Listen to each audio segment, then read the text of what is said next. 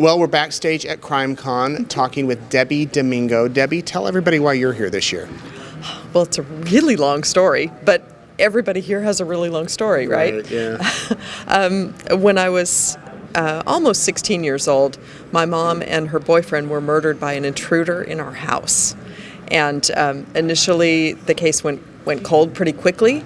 I went for about 20 years of just believing the case would never be solved. I'd never have answers. I battled depression and drug addiction and homelessness and just a bunch of mess.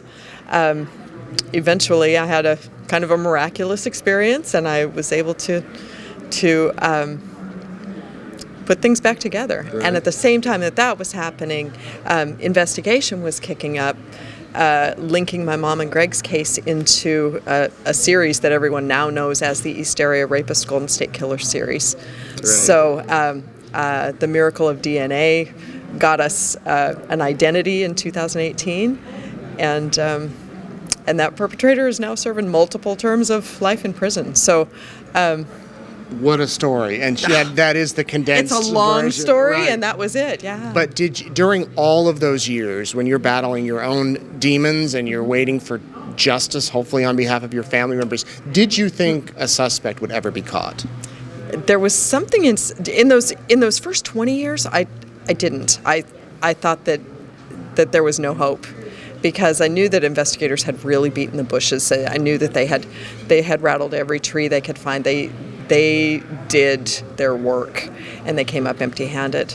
And so I really felt like all hope was lost. And I had never heard of DNA. I didn't know anything about it. And most people in the 80s and early 90s had no idea. Right. So yeah, it wasn't. I was kind of hit out of the blue in about 2000 or 2001. Investigators just found me where I'd moved all over the country a couple different times, and investigators found me and said, we've reopened your mom's case, or we are actively investigating your mom's case, and we believe it may be connected to other cases, rapes and murders. And I was just blown away at that possibility. I just, and they said, have you ever heard of the East Area Rapists? And I was like, no, who's that?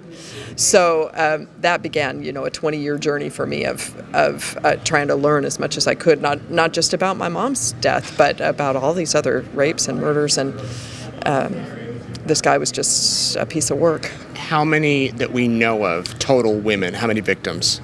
I can't give exact numbers, but I think it's in the area of 50 rapes and 13 confirmed murders. Unbelievable. Yeah.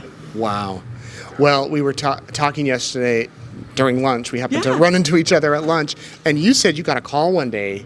Was it he's been caught? Yeah, it was.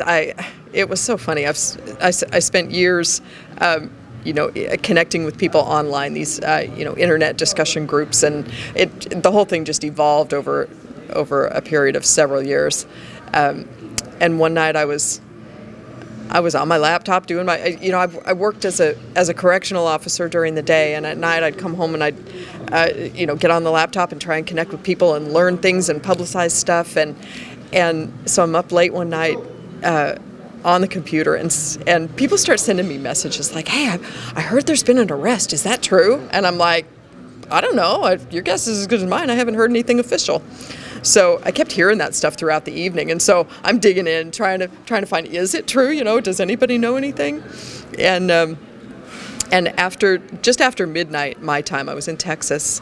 My cell phone rang, and I looked, and it was the district attorney from Sacramento, from her personal cell phone, calling me at after midnight. And I looked at it, and I just took a deep breath. I'm like, this is it. She's going to tell me that we got him. And I answered, and that's exactly what she said. We got him. Wow. Yeah. Wow. Unbelievable moment. Okay, so the series is called, you said it's on Hulu? The series, did you say, was there a documentary made about the case? Well, there've several? been dozens, yeah. Myself and several of the other survivors, it's just spent a couple of years of Right. trying to rattle every cage we could. So we were on 48 Hours and Crime Watch Daily, and Right. I don't know. I must have seen one on bunches of Hulu shows that I thought was on Hulu. Maybe it was a repeat of the 48 Hours or something. That's possible. HLN did a great series called Unmasking a Killer. That's actually kind of one of my favorites because I had personal relationships with the producer there. Okay. So that's the one you recommend for people to watch. My favorite is Unmasking a Killer. Okay, Yeah. Unmasking Your Killer. I think it's available on Prime. You can buy it on Prime. Okay, great.